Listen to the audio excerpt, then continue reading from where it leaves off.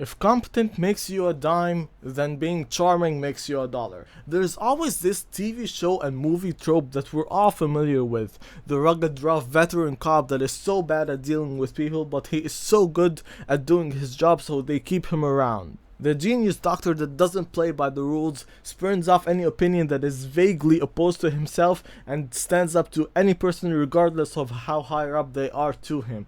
I'm talking about you, House. And I mean, sure, that works great for a movie plotline, but I can't think of anything in real life that works more horribly than that. I mean, we see it all the time. Directors that don't want to work with certain actors because they're a nightmare on set. The manager at work that everyone just tries to stay away from as possible regardless of how good they are at managing the place because of just how unpleasant of a person they are. And that comes to a peak when we're talking about on-the-ground business, where anyone can work with anyone else in a nearly infinite online landscape. Now, I'm not where I want to be by any means, well, yet, but at least I've been able to carve out a path where I made a few thousand thus far. But that only really happened when I started to understand one singular thing. It's a tried and true saying. 80% of business is about people and 20% is about actual skills. A huge chunk of it is just about how well you can project your image and position yourself as a person that is worth going to when they need something done. It's just about brand and how well you can communicate that, i.e. sell to people. I mean, it's a horrible and very rude awakening to come to, but you're only as good as people believe you are. And so you're only as good as you can communicate and show that to people. You can be an amazing, in my case, video editor, but if you don't have the words and generally just the soft skills to communicate that to someone, then you'll find yourself quickly run out of luck when talking to prospects. It's why scammy courses still continue to be sold even though they're just the continuation of late night infomercials. Or why get-rich-quick schemes still continue to be believed. You see someone in a nice suit, a nice smile, and well-maintained hair, and you somehow think that just makes them more credible or trustworthy. And I know it's a rotten game. I have complete solidarity with you on that part. For the longest amount of time, I just did not want to see it or believe it because it just seems so weird and stupid. But that's just how the world works in everything. Appearances do matter to a horrifying degree. The halo effect is a prime example of that. These things are just hard-coded into our biology.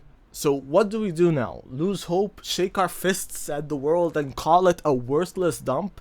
Well, you can certainly do that, and it's hard for me to blame you if you want to, but that won't help our situation, neither me or you. We also have to play that game, but that doesn't mean that we have to play it in the same exact way. We can be people that look and give off a great impression and actually have the skills and the substance to back that up. We don't have to just be a shiny exterior. We can have the skills and the capabilities to be even more amazing than what our appearance communicates. Rather than just dogpiling and adding one more to the lump of fluffy outside but ultimately empty inside.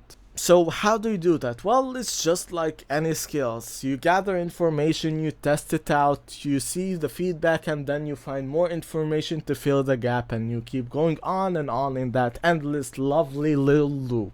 And then just repeating that cycle again and again. It's long, difficult, and sometimes very annoying, but I'm sure that when all is said and done, you'll find that it was completely worth the effort. And so, adventurer, there is only but one book. If you internalize all the wisdom that it has to offer, then you will be on your way to greatness. Plus, it's the only one that I've read so far about expressly the topic of being personable, because come on, look at this face. You know it's the only one that I needed. You know it, you love it. It's How to Win Friends and Influence People by Dale Carnegie. I've read it the first time on my phone actually, but I love the book so much that I wanted to have some physical copy of it. That's why it's still in its laminated covering. If you just practice the things that it says in the book and implement it as you talk to people, you'll find yourself at a great freaking foundation. For a more business lens, I'd look into The 48 Laws of Power, great book also by the way, Never Split the Difference, and also The Prince. Although this one is a bit hard to digest since it focuses more on like ruling politics and power plays, but it's still very useful. You'll know that you're improving at it if you find people just more generally eager to talk to you and you're able to hold longer and longer conversations with a more and more variety of people. Because the more wide of a range people you can get along with, in my experience, the more business you can get, because you find more people that you are genuinely interested in and like talking to. And so obviously the pool of people you can work with expands. But the general axiom of it is just be genuinely interested in other people, and that's how you become interesting. So now that you're a charming, dashing Casanova, we need to find you a business direction, and so expressly for that I have that video for you right here. You know, so we can figure out what business you actually want to run, and this is to fast track you to your first client. And so with that, sub so I can reach 1K hopefully if you enjoyed this, and bye!